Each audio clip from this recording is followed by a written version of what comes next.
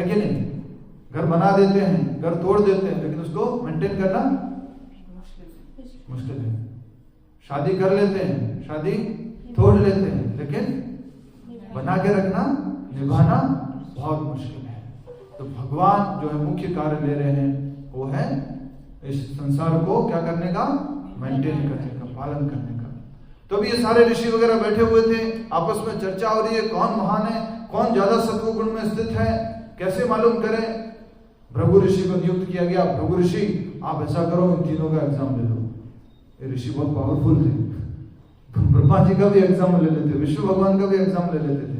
तो इस प्रकार से ये भृगु मुनि गए, और सबसे पहले किसके पास गए? भृगु मुनि के पिताजी। कौन थे? बोलो। यस, भृगु मुनि के पिताजी। बोलो, बोला आप में से किसी ने? जोर से बोलो, सोने वाले भी बोलो, जो सो रहे वो भी बोलो। भृगु मुनि के पिताजी ब्रह्मा जी। और जो है भृगु मुनि ब्रह्मा जी के पास गए। ब्रह्मा जी जो अपना कुछ कार्य कर रहे थे, तो उन्होंने मन में ही अपराध कर दिया, मानसिक रूप से। मेरे पिताजी कैसे हैं, मेरी तरफ ध्यान ही नहीं दे रहे, अपने कार्य में व्यस्त हैं। मन में ही अपराध कर दिया, कोई प्रणाम नहीं किया, कुछ भी नहीं किया, मन में मानसिक रूप से अपराध किया। ब्रह्मा जी को समझ में आ गया, और ब्रह्मा जी जो है समझ करके गुस्सा किए। किसके ऊपर? भृगु मुनि के ऊपर गुस्सा आया उनको। भृगु मुनि समझ गए ये तो रजोगुण में है, इनको तो गुस्सा आ गया। तो वहां से ब्रह्मलोक छोड़ करके कहाँ जाते हैं? कैलाश, शिवलोक जाते हैं। और वहां पे कौन थे? शिव जी बैठे हुए, गले में सांप है, भभूत धारण किए हुए, जटा वाले हैं, साथ में उनके बहुत सारे गण लोग हैं। तो इस प्रकार से शिव जी के पास जाकर के, शिव जी क्या लगते हैं उनके? भृगु मुनि के भाई लगते हैं। तो उनके पास गए, और भाई को जैसे ही देखा शिव जी ने कि भृगु मुनि आए, मेरे भाई आए, और दौड़ते हुए उनके पास आ रहे थे, गले लगाने की कोशिश कर रहे थे, मिलना चाह रहे थे, लेकिन भृगु मुनि के दूर रहो, तुम इतना नहाते भी नहीं हो, भभूत लगाए हुए, सांप गले में डाला हुआ है, अपवित्र हो तुम। कैसे अपराध किया उन्होंने उनका? वाणी के द्वारा। पहले कैसे अपराध किया था?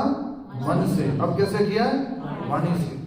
तो शिव जी को गुस्सा आ गया, और शिव जी उनके पीछे त्रिशूल लेके भाग ही रहे थे। भृगु मुनि वहां से गायब हो गए। कहां पहुंच गए? सीधा विष्णु जी के पास। चुपचाप दबे पांव एंट्री मारी। भगवान क्या कर रहे थे? सो रहे थे, सरसैया पर लेटे हुए, लक्ष्मी जी सेवा कर रही। और जाते ही कुछ ये नहीं, कुछ विरोध नहीं, कुछ सूचना नहीं, कोई घोषणा नहीं, कोई शंख वादन नहीं, कुछ भी नहीं। और जाते ही सीधा विष्णु भगवान सो रहे थे, लेटे हुए थे, ऐसे हाथ, आपने अनंत पद्मनाभ वगैरह के दर्शन किए होंगे, तो जाके सीधा उनके छाती पर, उनके सीने पर जाकर क्या किया उन्होंने? लात मार दी, पैर मार दिया जोर से।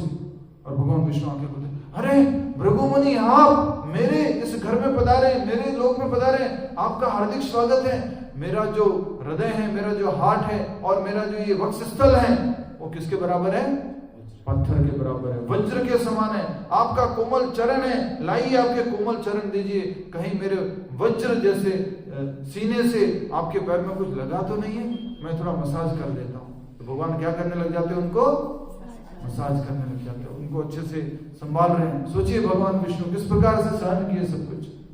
और भृगु मुनि की तीसरी आंख उनके पैर में थी, और वो उनके अहंकार की आंख थी। और भगवान वो आंख उसी समय मसाज करते हुए क्या कर देते हैं? समाप्त कर देते हैं। लंबी कहानी है, तिरुपति जी की भी कहानी इसी से जुड़ी हुई आगे।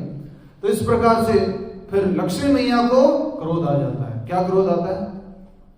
मेरे पति के सीने पे, छाती पे तुमने लात मारी है।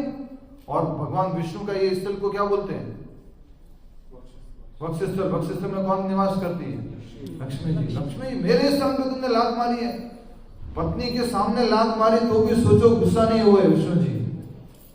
तो इस प्रकार से वो लक्ष्मी मैया वहां से नाराज होकर जाती है। उससे पहले बोलती है, हे भृगु मुनि, आज से मैं तुम्हें श्राप देती हूं कि मैं चंचल हूं, और खास करके तुम ब्राह्मणों के प्रति मैं ज्यादा चंचल रहूंगी, और तुम ब्राह्मणों के पास में ज्यादा अधिक समय तक वास नहीं करूंगी।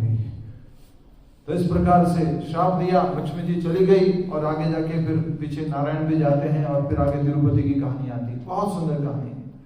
तो इस प्रकार से